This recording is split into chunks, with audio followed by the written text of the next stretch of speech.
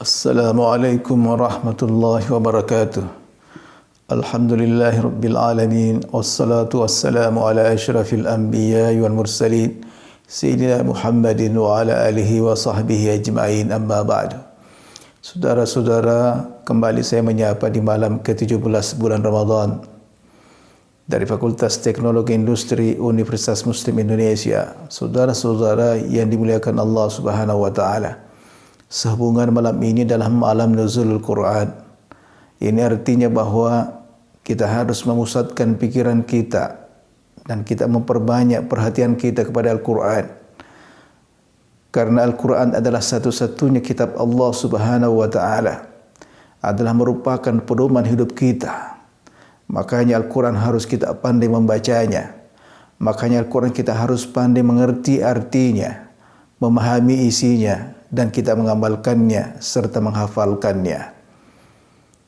Allah Subhanahu wa taala sendiri yang akan menjaga Al-Quran ini. Inna nahnu nazzalna dzikra inna lahu lahafizun. Al-Quran ini adalah mukjizatnya Rasulullah sallallahu alaihi wasallam. Bukan hanya sekadar kitab seperti kitab-kitab sebelumnya, Injil, Zabur dan Taurat, tetapi sekaligus sebagai mukjizatnya Rasulullah sallallahu alaihi wasallam. Maka seluruh mukjizat para nabi sebelumnya tidak bisa kita buktikan di zaman sekarang kecuali mukjizatnya Rasulullah yang bernama Al-Quran. Inilah mukjizat terbesarnya Rasulullah sallallahu alaihi wasallam. Apa itu Al-Quran? Al-Quran adalah kitab mu'jiz unzila ala nabi sallallahu alaihi wasallam biwasitati Jibril muta'abbadan bitilawatih ya'ti ilaina bitawaturi. Al-Quran adalah kitab mukjizat yang diturunkan kepada Nabi besar Muhammad sallallahu alaihi wasallam lewat perantara malaikat Jibril, dan barang siapa yang membacanya dapat pahala dan datang kepada kita dengan cara mutawatir. Al-Quran adalah kitab mukjizat. Semua isinya Al-Quran adalah mukjizat, mulai dari huruf-hurufnya, susunan kata-katanya, artinya, maknanya, dan tafsirnya, semuanya adalah mukjizat. Siapa saja yang membaca Al-Quran tidak akan pernah bosan membacanya. Dan barang siapa yang mendengarkan Al-Quran dan juga tidak pernah bosan mendengarnya. Makanya kita sebagai Muslim berusaha untuk mempelajari Al-Quran. Kita mengajarkan Al-Quran. Kita menghafalkan Al-Quran dan kita mengamalkannya. Disinilah jalur keselamatan kita sebagai Muslim, saudara-saudaraku. Kita sekarang ini, zaman modern ini, kita tenggelam dengan masalah-masalah kecil. Kita tenggelam dengan dunia. Kita lupa dengan membaca Al-Quran. Pandai membaca Al-Quran. Khairukum man ta'allama Al-Quran wa 'allamah. Sebaik-baik kalian adalah orang yang membaca Al-Quran dan mengajarkannya. Jadi hadis ini memberikan pengertian kepada kita bahwa tidak ada yang terbaik dalam hidup kita kecuali pandai membaca Al-Quran. Adalah wahyu dari Allah Subhanahu wa taala dan kemudian kita mengamalkannya. Maka banggalah kita apabila ada di antara kita umat Islam di rumahnya, bapak ibunya, anak-anaknya, suami istri semuanya pandai membaca Al-Quran, bahkan ada yang menghafalkan Al-Quran. Begitu indahnya hidup seperti ini. Begitu bercahayanya rumah seperti ini dengan Al-Quran. Sebuah hadis Nabi sallallahu alaihi wasallam bersabda, "Nawwiru buyutakum bis salat wa qiraatil Quran." Cahayailah rumah-rumahmu dengan salat dan membaca Al-Quran. Rasulullah sallallahu alaihi wasallam mengatakan, cahayailah rumah-rumahmu. Rasulullah tidak mengatakan cahayailah rumahmu, tapi beliau mengatakan rumah-rumahmu. Kita ini banyak rumah. Rumah pertama kita adalah hati kita.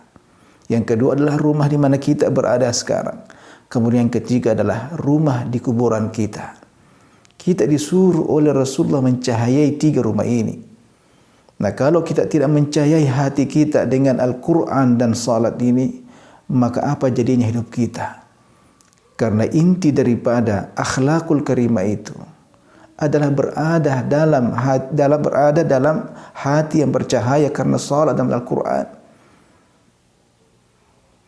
Oleh karena itu kita harus pandai membacanya. Kita harus banyak membacanya. Apalagi di bulan Ramadan ini kita berusaha untuk menamatkannya. Satu huruf daripada Al-Quran itu kita mendapatkan 10 pahala di dalam bulan Ramadan 70 pahalanya. Sekarang berapa hurufnya Al-Quran? Hurufnya Al-Quran itu sama dengan 1.027.000. Dikalikan dengan 70 pahala. Berapa kira-kira pahalanya membaca Al-Quran? Dan Allah akan mencahayai hati kita bagi membacanya. Nah, bagaimana kira-kira yang Anda penghafal Al-Quran tidak pernah meninggalkan Al-Quran dalam sehari kecuali Anda menamatkan Al-Quran. Kemudian setelah kita mencahayai rumah kita yang namanya hati ini, qad aflaha man zakkaha wa qad khaba man dassaha, sungguh beruntung yang mencahayai hatinya, yang mensucikan hatinya dengan Al-Quran. Kemudian kita mencahayai rumah kita dengan membaca Al-Quran dan salat kita. Karena salat dengan Al-Quran tidak bisa dipisahkan. Orang yang tidak pandai membaca Al-Quran tidak bisa salat dengan benar. Makanya rumah yang tidak ada salatnya, tidak ada baca Al-Qurannya, maka rumah itu adalah seperti kuburan. Maka siapa yang bisa betah tinggal di kuburan? Tidak ada yang betah bisa tinggal di kuburan sekalipun rumahnya miliaran, sekalipun rumahnya istana. Itu adalah kuburan dalam hukum Islam. Makanya tidak ada rumah bagi kita kecuali kita membaca Al-Quran dan ada salat di dalamnya. Maka kita akan merasa bercahaya, merasa tenang hidup di dalamnya. Jadi bagaimanapun rumah kita, kecilnya rumah kita, tetapi ada Al-Quran, ada suara Al-Quran, ada suara salat di dalamnya. Karena Al-Quran dibacakan di dalam salat itu, maka itu jauh lebih mulia daripada rumah yang istana. Kemudian rumah kita yang terakhir adalah kuburan. Kita ini melupakan hidup kita yang namanya di kuburan. Kita tenggelam dengan dunia, padahal inilah masalah yang harus kita pikirkan bagaimana mencahayai kuburan kita kaum muslimin. Apakah Anda tidak mengingat bahwa kita akan berhenti kepada yang namanya alam barzakh, yang namanya kuburan ini? Semuanya kita akan kembali ke sana satu persatu. Apakah tahun ini atau tahun depan? Makanya tidak ada jalan bagi kita kaum muslimin kecuali harus pandai membaca Al-Quran dan membacanya sampai akhirnya kita menamatkan Al-Quran. Bahkan kalau bisa kita menghafalkannya, yang akhirnya kita mendapatkan cahaya dalam kuburan kita. Di samping daripada salat 5 waktu yang kita lakukan. Begitu gelapnya dalam kuburan saudara-saudaraku.